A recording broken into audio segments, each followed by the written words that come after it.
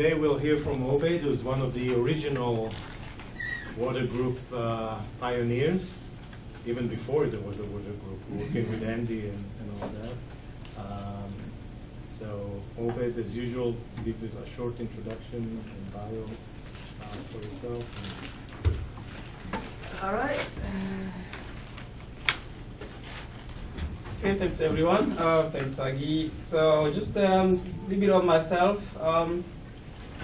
I did my bachelor's degree actually in electrical engineering from Minnesota State University, and before going to do my master's in Wyoming and PhD in Tennessee in civil engineering, mostly for water resources.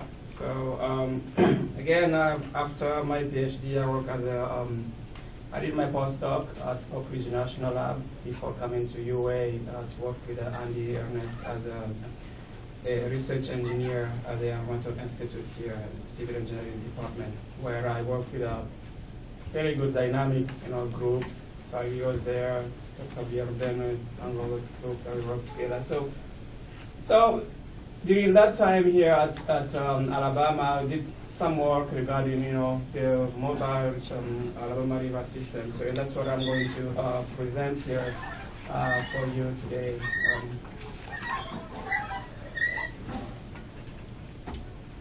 So just some very important stuff for here before. So this is work I've done at UA, so this has nothing to do with my work that I do at the National Water Center.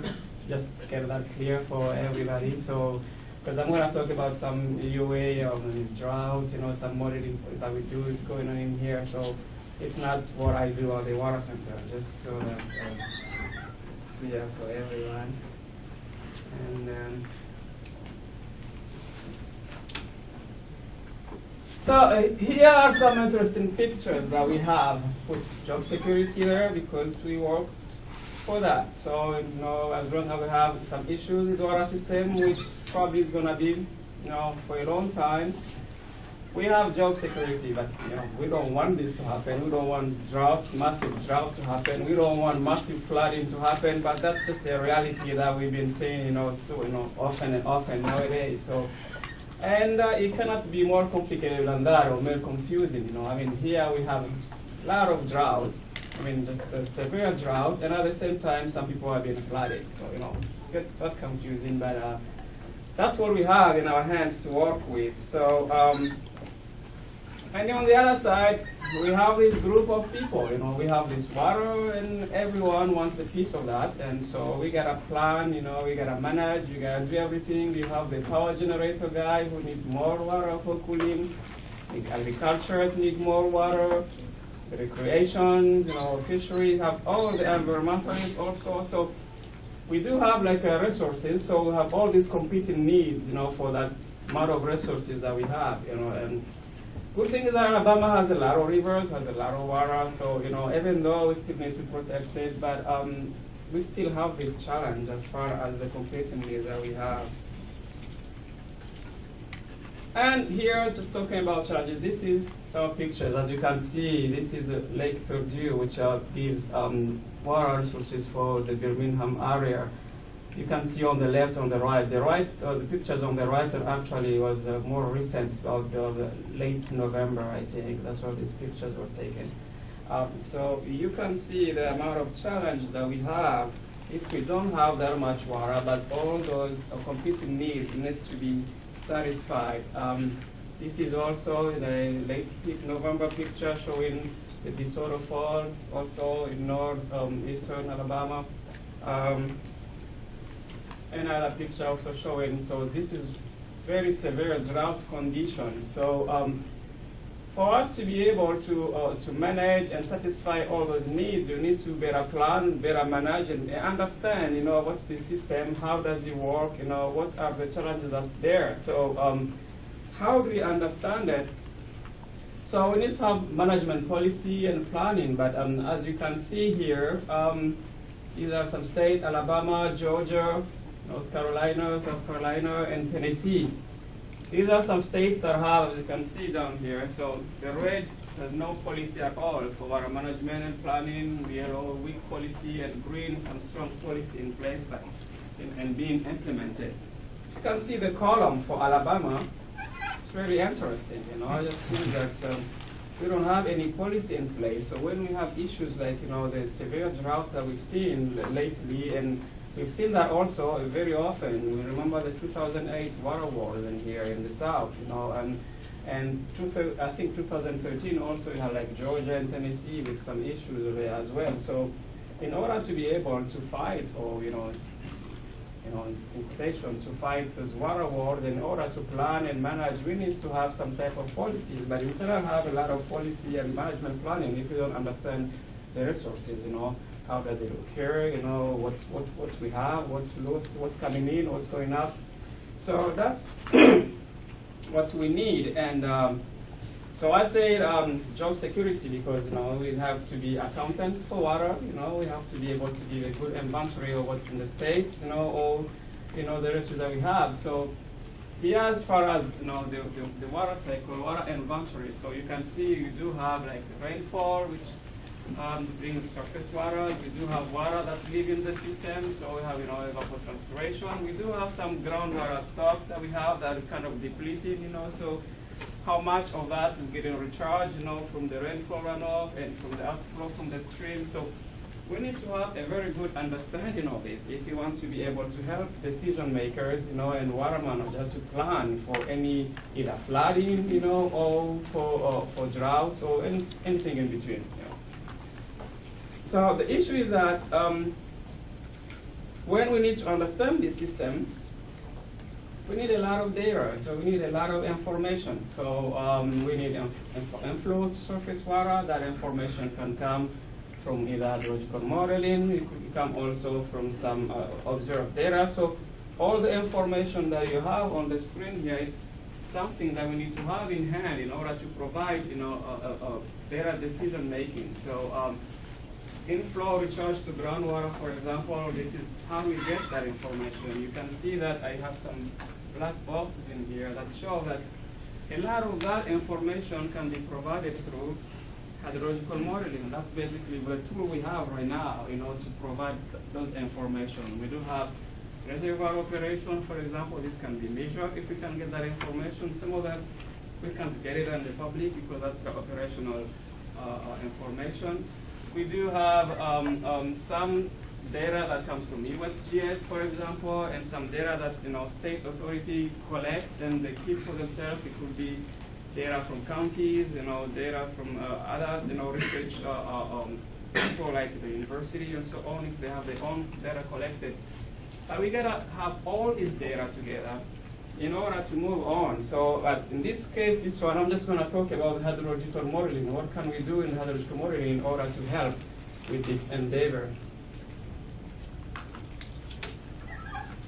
So hydrological model also are known to require a lot of data too. So data is always following us everywhere. So for hydrological models, we need to have data about soil. So, you know, we have soil texture that we can use to derive, like, for example, hydrological activities of the soil, melting point, earth densities, and many other parameters that are needed by the hydrological model.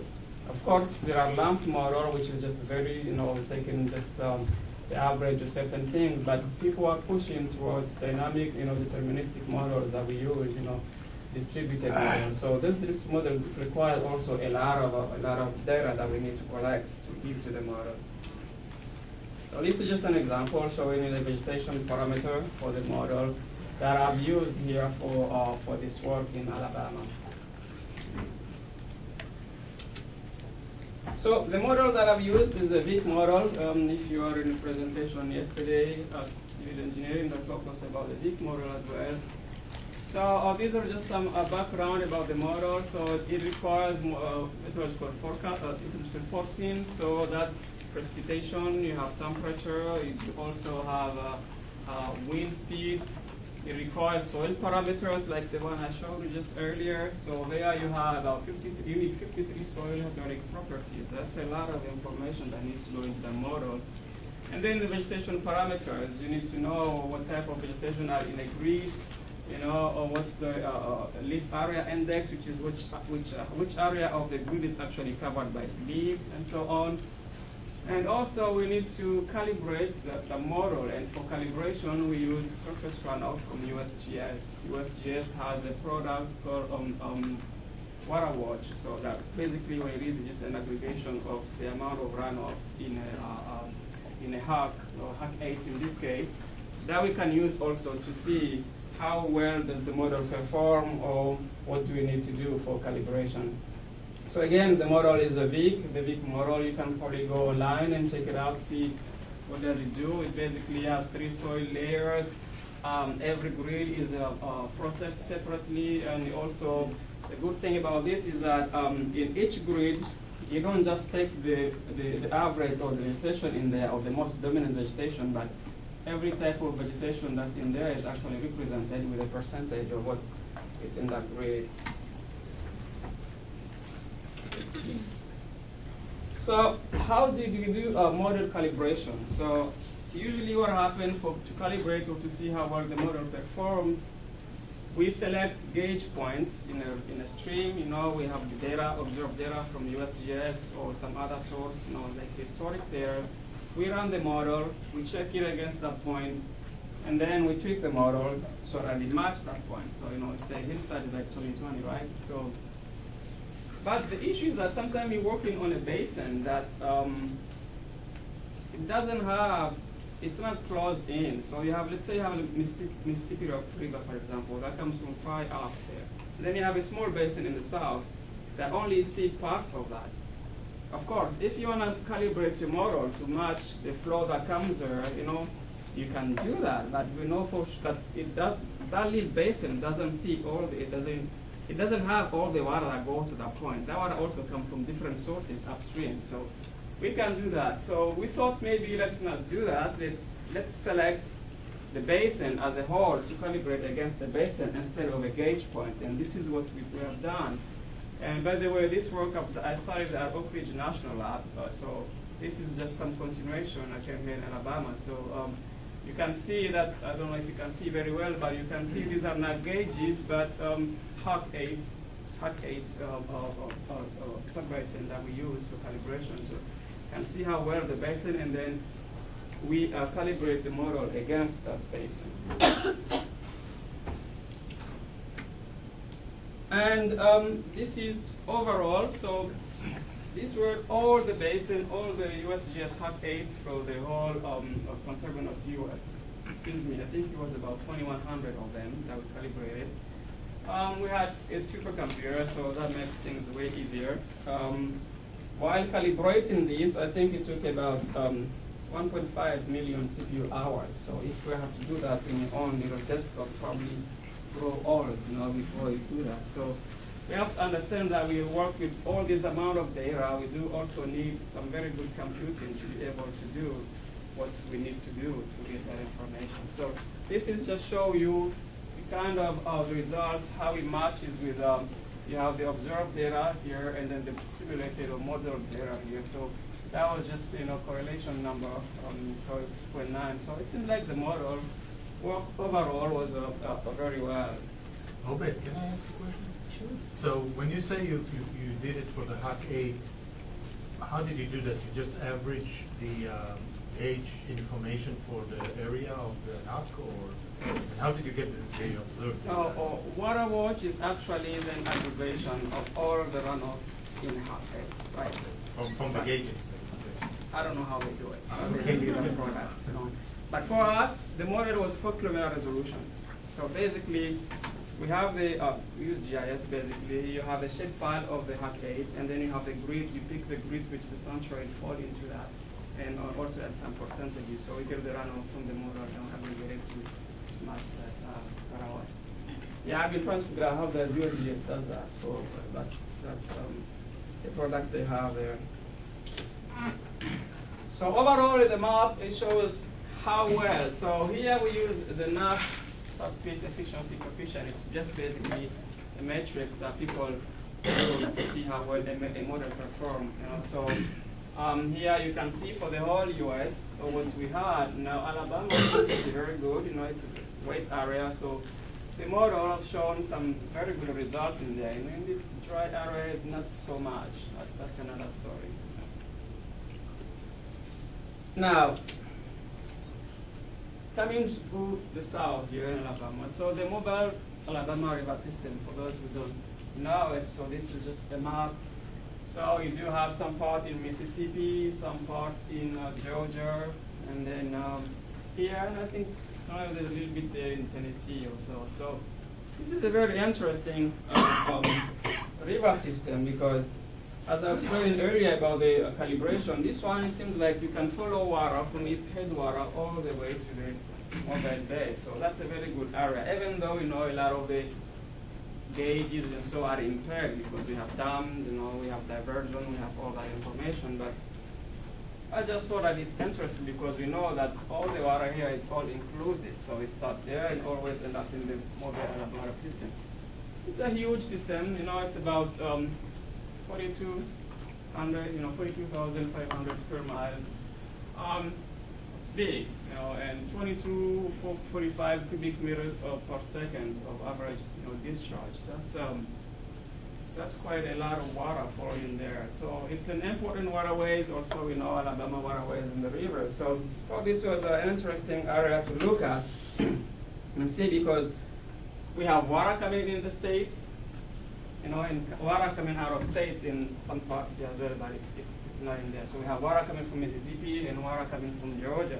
When we talk about those water wars, we need to also have information about, what's incoming into the state as well. Can I ask, the red dots are gauge stations? Yes, the red dots are gauge stations that I use for this study. There are also some that are up there in Georgia area that's not showing here. So you have one in Mobile and one in the Tenzo? The two red dots? The two are here. Okay. Yeah, this is just, this I think the Alabama River, Mobile River is just. Oh, okay. Yeah, that's further up.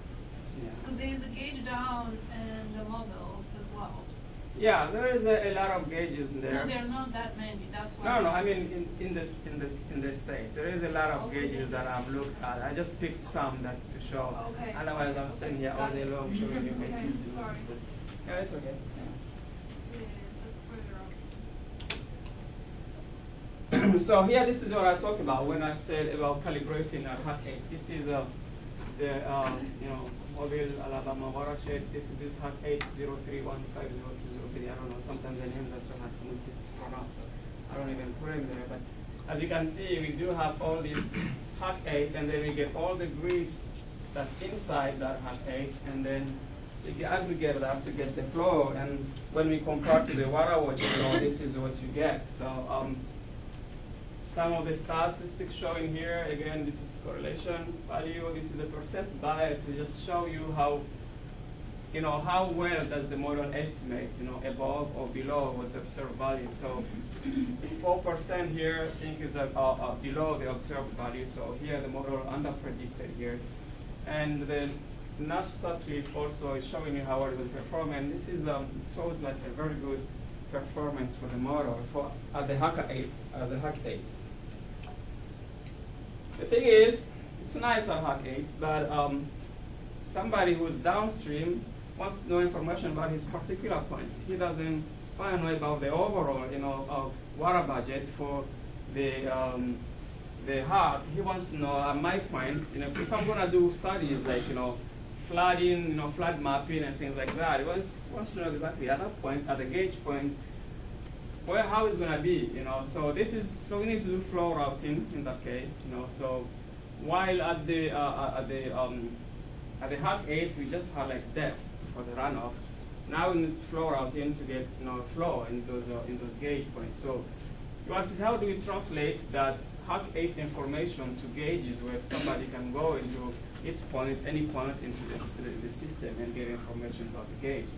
So here we use the NHD plus the stream network. This is just the stream network for the whole UI. So we cut this down to this area of interest. So we can use that to do maybe flood forecasting or get flood inundation mapping. And we use a routing model called RAPID. So routing application for parallel computation of discharge. So this is basically on the right-hand side. It shows you some of how the information is structured into the model. So the number you see here, these are COM IDs, so show you the river ID, what's the COM ID or the river reach downstream, how many upstream, river reaches does it have, and what are the of those reaches upstream. So this, for just the Mobile, Alabama River system, had about 72,000 stream reaches, river reaches for these to do this work. So we use Rapid for that. So one reach per catchment, and with a model also you can incorporate information like reservoir information, lakes, and stream gauges as data assimilation as well in there. So this is just show a little bit how it works. So you do have a hack 8, or this is actually hack 12, if I'm not mistaken. And you have for each catchment you have one river reach, and then you have the grid of the model. So you kind of now you have an area and then you have a depth. You kind of use that to get a volume, a volume of water that's falling in there by using weights depending on how much of the grid falls into that catchment. So you can see here, for example, you have two grids, this grid and this grid. So you kind of use weighted average depending on the area of the catchment that falls in there. So I'm just going to show you some of the results. This is gauge that's this is in Georgia, as you can see. That's a lot of the headwaters here. So that gauge of, so I'm not going to even try to read that, so I'll leave that to you. So I will go show some gauges, how the result showed going from upstream all the way down to these gauges down here. So this is the result, just similar to what I showed you earlier, but now it's not the half 8, it's actually that gauge point. How does that gauge point compare with the USGS recorded data? How does it match? So you can see that it's still not bad. You do have a bias that's very low, minus 0.9%, which is actually a good result for that point. But this is the headwater. So usually when we do the calibration, we kind of see that when there is little, or no anthropogenic influence in there, the model seems to perform very well. It's only when you start going downstream and you start seeing there are dams, there are diversion, there are all those kind of things that you can see the model start to break apart. So this is another gauge. As it's going down. The result now in this case here, you can see the bias again now start going up a bit. So here the model over-predicted by about 4%. The data shown from USGS, but the Nash Sutcliffe efficiency is still showing a very good model performance. You probably see in the beginning here where it's kind of like very bad, just put it that way. It's because this is how the model spin up, this is just a start from cold starts, where there is nothing before that. So the model takes time before you kind of balance that. So that model spin up will take probably a year or 2 years before the model starts working. So that's for that gauge. And as I move in again, this is we are still in Georgia. As you can see, the Alabama border is somewhere around here. So that also another gauge.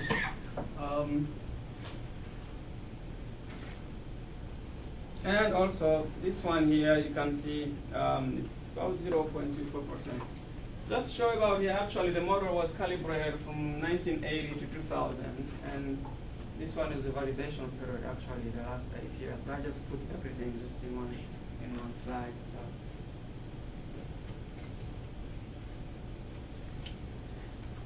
Now we are in Alabama right now, so that gauge there. So that's just the dam near Wetumpka, Alabama. You probably know that place better than me if you're from here. And that's also showing. So the model again over-predicted by about 3.5%. And a good Nash Sutcliffe. Again, you can see still that first year or two of model spin up. And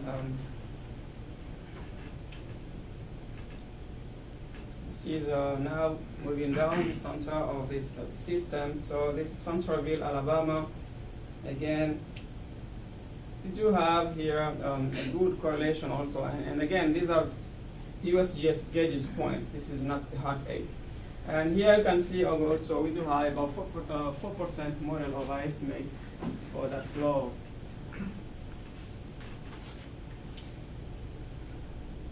Now as we go down south here, this point here, yeah, it's a little bit way high up from a model bay. Here again, we do have about 1% model of our estimates and a good notch satellite. And I mean, if you do take a look at this axis here, you can see this is a lot of water flowing down the river stream. So to have the model, be able to match some of these is actually nice to see.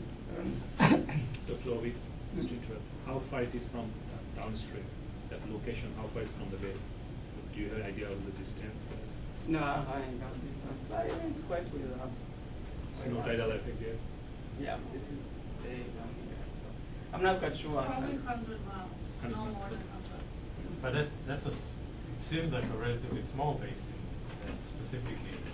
It's not on the main river, right? No, it is. This is the whole Alabama It's region. all it's on Alabama? Yeah. Yeah. These are all in the main Mainstream.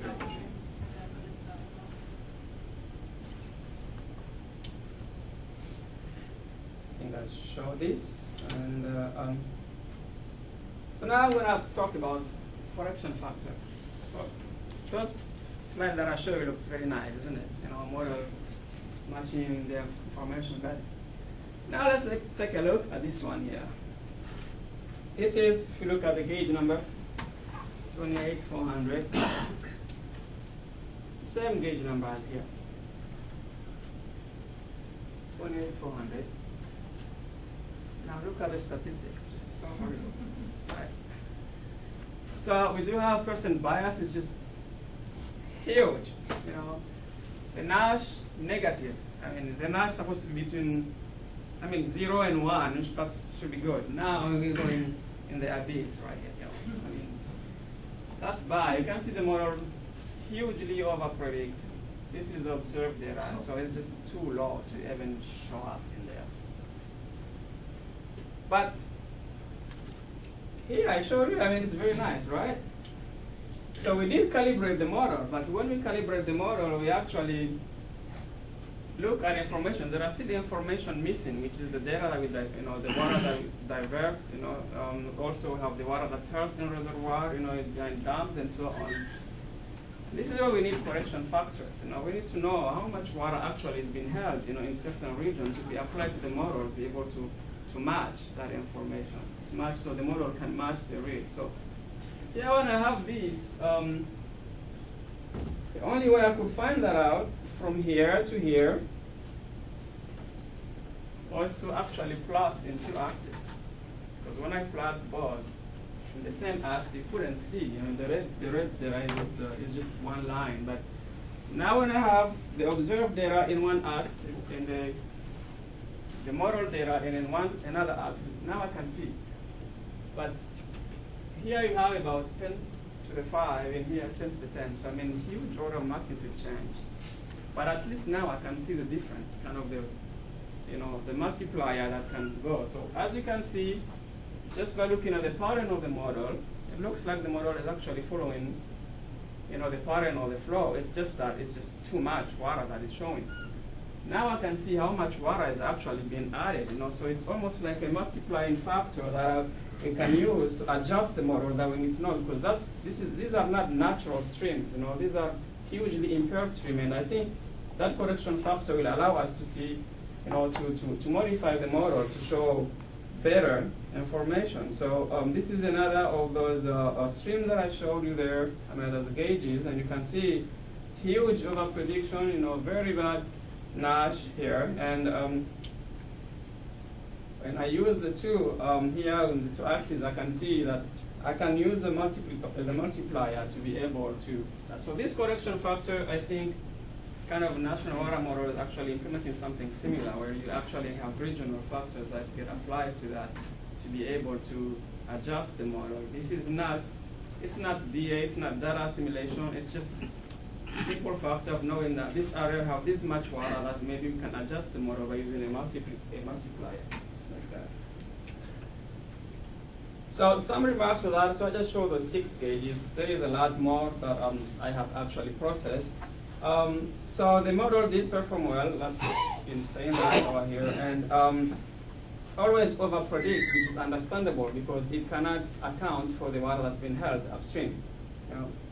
And we need those regional weighting, but also we need more monitoring because, as you mentioned, there are a lot of places there are no gauges, you know, and we can actually check our model in area we have gauges, but we have no information about area we engage if the model is good or bad. You know, I mean, you just have to take the word for my word for it. Oh, it's good. It was good upstream, so it should be good down there. You know, like, but that's not enough. So I think we need more gauges and more monitoring. So we should probably see some regional, you know, either researchers like this, or I had some gauges put somewhere there. We need also to see some people have taken some initiative, maybe some funding to apply to get some more, because the more information, the better. I mean, we can have some confidence in the model at the point where we can actually check it against data that we have. But if we don't have the data, it's kind of, you know, so if you're going to use that data for political decision or for a lot of things, you know, like flooding, are we going to tell, you know, first responders to evacuate people or not, you know? Are we going to ask, you know, a reservoir operation to withhold more water or to release more water? Those are the kind of decisions that actually need better data information for them to be able to make the right decision. So these are some service delivery that also people are looking for, you know. So asset management, you know, I say in case of emergency, you know, we have drought or have floods. How do we deal with that? Floodplain modeling, so we need to make flood maps, so we need to have better model that performs better model as a service. Everyone, like thinking in the last one of the talk, talking about having everything in mobile. Everything now is going online, mobile, people want to have information directly in their mobile phone. So if you're gonna have model as service, so people, anyone can actually go online, check the information, because if I made a model, even in my lab, I mean, how good does it, you know, for the people who are out there with that information? So I think we need better model, better calibrated model, and also visualization data, flood map. So all of these services, people now, I mean, needs to get these services out there. So this is just to emphasize, you know, how we need very good quality, reliable information here. Sorry, maybe most of the people are familiar with virtual gauges, but can you give us a little bit more information what those gauges are? Are those based on the model modeling of the data? Yes. So basically, we have real gauges. Some people Right. paid a lot of money, 15,000 or something Right. to put one, but And not the everywhere. So virtuals the are virtual based on the gauge, data that you the run model the gives out. Yeah. So we basically, you can have maybe a GIS platform where you can use a mouse, click at a point on the stream network, and the model is Right. able to give you information about that gate, you know, that location, about the flow, that information. Now we need to make sure that information is, you know, as accurate as possible. That's what I'm trying to say. We need more data. You know, we need more sensor out there and things like that. Are they available that people can download data from them? Well, Sort of. I know. I think USGS has some, you know, statistical, you know, I forgot how they call it, Alabama or something, where you can, they use the equation to get, you know, Stream stats. the stream stats. Yeah. Exactly. They have something like that, you know. But I think That's it's just more- based on like a simple regression equation with drainage area. That's and- correct. Yeah. So what is done sort of this data? With that, a lot. Yeah, that's what I emphasize. We need a lot of good data quality, you know, and I think to improve our modeling, we need a lot of like sensor So it's a gauges. qualitative than rather than quantitative.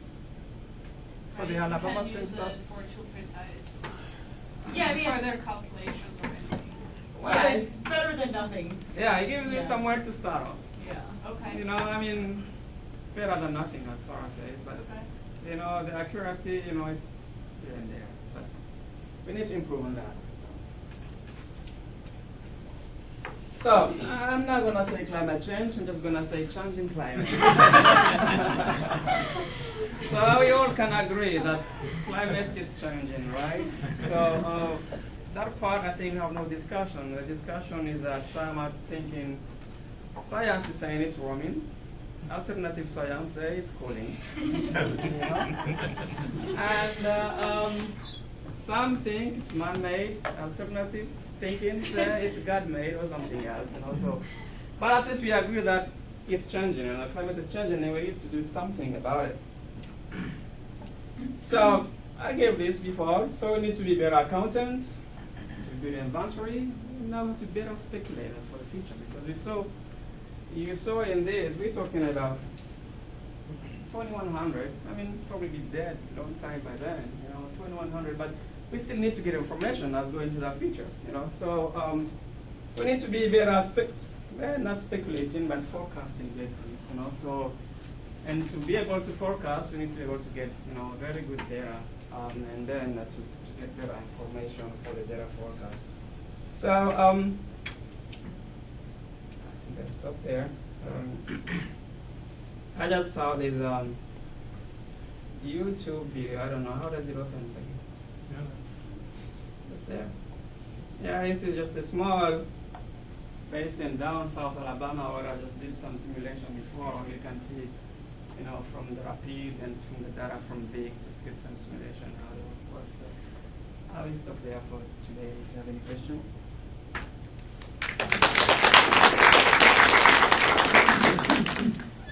Yes. I have a question on the model calibrations based on observation data. You mentioned about the gauge data, which has ground observations, but the number of gauge may be limited. Have people used satellite images to analyze the water surface size so that they can kind of do some water quantity studies as observations to calibrate model? Yeah, I think some people have used satellite data for mostly for DA, for data assimilation. Like yesterday there was a talk there I was talking about that. Most of the time when you do calibration, it's mostly just taking a gauge point. And your point is correct. There are not many points in there, and some of those gauge points are not natural. So there is a lot of diversion or a lot of man-made effects in there. But that's how people use it. We use HAC8 because we thought that's a number that's sitting there. This is almost like a bucket of water. We know that every month there is this amount of runoff in this HAC, so we use that for calibration. And for the gauge that I showed you earlier, there was really no much calibration other than actually finding how much weight we can apply that maybe can be a match of the water that's been used, upstream, so that to correct the model. The calibration was done at the HAC8, basically. The data assimilation you mentioned is kind of part of the model creation process? No, it's not. It's actually, you have your model running, and then as you get new information, you put in there to kind of change the parameter and to readjust the model. So the model is running, and then there is new data that comes from either satellite or gauge, and then you compare your model with that, and then you say to inject the one to kind of correct it. That's great talk. Thank you. I enjoyed it. It seems like I guess you're implying that the difference between the model and the observed gauge data is being diverted. However, the volumes of water are far too large to be consumptively used. I mean, that water is not disappearing. So I wonder if that is not more of an issue with the big model rather than the flow model. You know what I mean? Like that much water can't be being diverted. Well, I mean, you're right. A model, suffer from a lot of things. Mostly, some of the algorithms used in there. But what we have seen a lot of time is that you do have sometimes a shift in the timing. Because there is diversion. There are dams in places. Water goes to agriculture, and sometimes you have return also to the stream. So some of the algorithms in the model might miss all of that, and also even though it's a huge amount of water that's actually coming downstream to be called diverted, but we have to agree there is also a lot of diversion that goes in there. So there is a little bit of both model problem with the equations and also the algorithm, and as I say, the natural system is not easy to actually model, especially the variability of the data. So there is still a lot of investigation that needs to be done in this area as we're trying to trust the modeling of the data. So that's probably some issue with the big model. And that's why also when I came here, I actually kind of pushed to have multi-model in some way, actually not just one model, because some models work better on certain things than others, and all models are wrong, basically, so have many models, big, SWOT, national water model, or whichever model that people have to kind of compare and see how well we can simulate the natural environment. I mean, where do you think the biggest problem in the model probably lies, besides diversion? I mean, I'm guessing it's the soil layers, but I don't know. You have soil, you have vegetation, you also have evaporation. Sometimes people argue that as you have a lot of water also sitting on the surface, you have a lot more evaporation in there. So there is a lot to find out. What is causing all this. So soil layer could be huge, as we say here. This is a huge grid. It's a 4 kilometer grid. There's a lot of things in there. Matt, one thing that needs to be done, and no one seems to be able to answer this question, and we certainly haven't answered it in the past 8 years, the Office of Water Resources, is how much water is flowing into this state and how much is leaving through Mobile Bay. That's a big problem, and the University of Alabama needs to begin working on it. Obade, is this the basis of something we could use to do that, or are you going to have to expand this into 10, 12-digit hooks to be able to answer those questions? Well, you can. Soon I'm going to put you to work. And work is always good, right?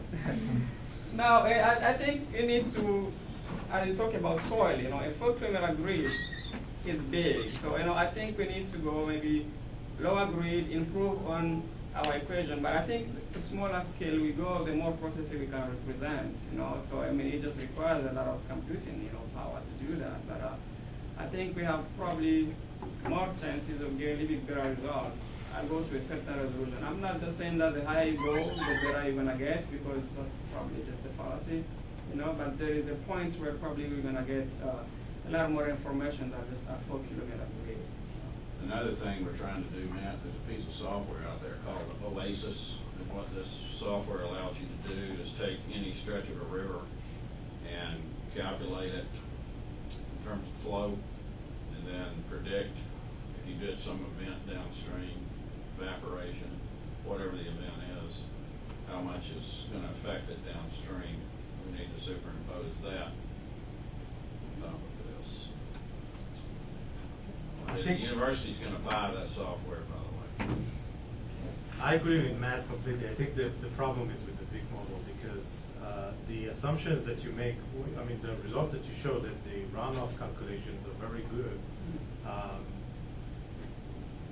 That can be true. When you look at the what's coming out in the rivers, that 5 orders of magnitude, that's I don't know. Either the USGS, the way they calculate runoff, is not what Vic would think of, or basically even if you have runoff, it's not necessarily going to go to the river. So maybe the combination of Vic and Rapid that assume 100% runoff drainage into the creek and rivers. Maybe that's the problem. I don't know, but yeah, it can be diversion. It can be dams for that amount of water. It's just not feasible.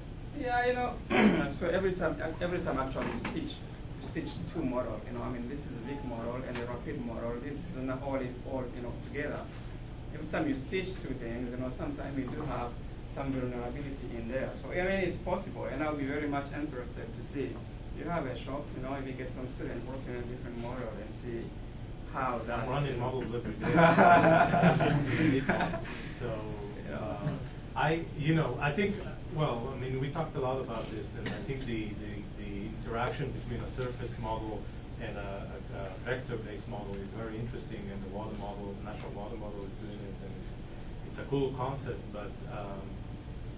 There are models there that do the surface and the the transport at the same time, so they're kind of geared towards water, towards rivers rather than the surface. And yeah, but that's what I was gonna say. I think right now the concept where we do have hydrological model running inside and there's some other model running inside, if we can have something that actually have feedback, interaction between all of them, I think probably will improve, but that's again, that's why I say job security, we do have a lot of work to do.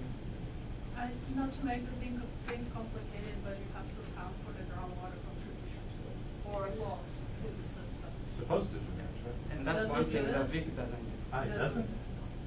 You might have a There lot you of go. infiltration downstream, and you're losing it through the groundwater to the aquifer. Right. It doesn't have to be necessarily used by people. Yeah, I agree. With their own. And that's this part here. So some of this information are actually not being taken into account by the model, which could be huge, the soil. Yeah, it depends on soil properties. Good part. So I'm always interested in extremes, and like you said, it's. I mean, maybe you maybe were going to talk a little bit more about extremes because I guess you didn't have time. But extremes are what gives us job security, right? It's what society is impacted by the most, right? So when you were calibrating your model, how did you deal with those extreme flows? I mean, I'm assuming that you didn't just use that 10 to the 5th correction factor for the extremes. Did you do something different to try to capture those flood peaks, or? No, the flood peaks are supposed to be picked by the model. That's how well we know how well the model works. We don't wanna tell the model that there is a peak in 83, so pick it up. We just let it run through the historical data that's been used, and all to spin up, the model, and also, so we want the model to actually pick those peaks. That's how, if a model, because a lot of the time the model we pick, the normal flow, we pick very well. It's when the model can get information about those peaks that's it's actually very good. So no, for this one here, the correction, I just look that it's probably a matter of what has been lost somewhere. It could be the dam, could be agriculture, it could be the seepage, to groundwater, it could be a lot of things, and also there's the model issue, the model equation too. So I just apply that overall. One thing I found interesting though is that just applying one correction number, so it's just a constant number, kind of bring the model to show very good, which was kind of interesting. Does repeat, does it has a limit on how much water can flow to the river? I'm not sure. Because I found that for my own modeling, that was a major factor, because if you don't have that limit and you can basically transport an infinite volume of water, that will not only affect what you see at the gauge or at the certain location, it will have an effect downstream a lot because you never store water in the floodplain. It's never flooding, basically. And that it can also cause orders of magnitude overestimation of extreme events. That's true. But according to your results, doesn't seem to be the problem because it's a constant shift. If you just see if you just see an underestimation or overestimation of the extreme events, that's probably something to do with that. That's something that probably have to look. This base is here. If you're gonna take these and give to somebody to continue that, I'm more than happy to give it up. So. How long does it take to run? To run this model? I don't know. I ran it on RC2 super computer. I think it took about 30 minutes. It wasn't that bad for just this thing here, and I think you can parallelize it more, see what maybe be faster. RC2 is not the biggest thing, but it's something. I have some questions. Should I do? So you think you write 30 minutes for the entire United States, or? No, just this. Just it. Daily? Daily time steps? Or monthly? Oh, the time step. It's daily. So my only comment here, we're trying to focus on that very low scale, very fine scale process, like we're comparing in the gauge station, in the gauge level. It's a very fine scale. We're running the model in the large scale, in the continental scale, and the variability involved in terms of distribution. Even I know within 100 meters, there's rain, there's no rain. There's the variability enforcing function, extreme variability. extreme variability in the soil moisture condition, all of these things. So how do you envision that using the large scale model to predict the fine scale process? Do you think about that we use the large scale model as the boundary condition to do the fine scale process using like SWOT or other model to predict the fine scale process? Is this the way you're thinking about, or are you thinking of, okay, we use the large scale model, but we have a better algorithm for each individual component, like 4 kilometer grid, we come up with a better model, better representation. So you're asking for a vision, right? Well, I think for better or worse, what we have right now, for large scale model, I mean, we go from the big to try to get information. So there is a lot of variability in there, as you mentioned. Some people argue that a lot of things happen at a smaller scale, so we shouldn't think too much about what's going up there. But as I mentioned there before, is that take for example the Mississippi River. You start from, I don't know, somewhere way up to come down here. So I think if we want to get a little bit more information, because everything is interconnected, we need to know what's going on up there. Nothing happened in a vacuum in this area what we're doing. So I think it's still there is some good things to look at the large scale first, to come down. So provide as a boundary condition there? Yeah, use that as a boundary condition, and then maybe come on smaller scale, and then maybe increase the resolution in there, maybe have some small model that are particularly for just that region. We're not going to use the large scale model for this just as a boundary condition, and then create small mini models for just those areas that can probably capture the processes better than just that huge 4 kilometer model. That's what I think. I also want to ask a little bit about model output and ensemble, the idea of ensembling. So is it more like a nationwide scale, or is continental, or just a state scale, or it can be any scale? And what is the resolution? For this model? Yeah.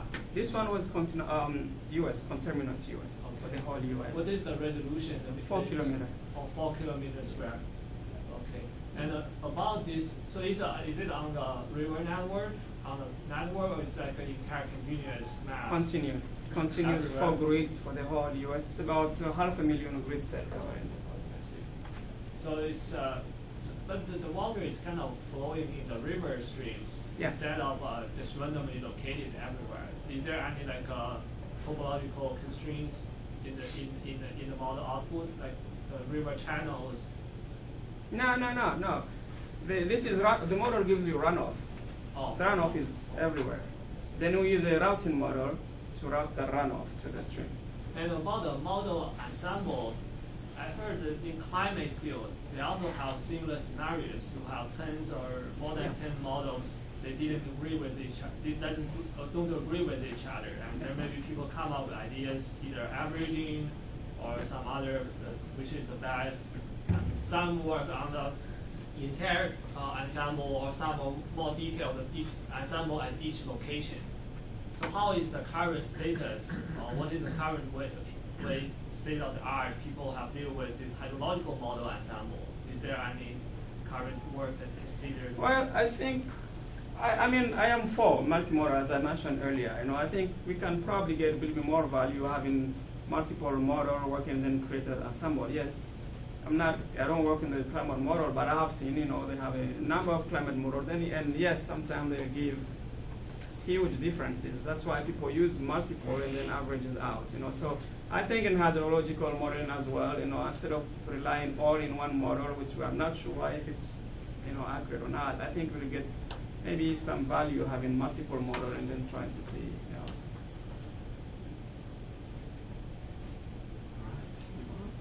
Thank you very much.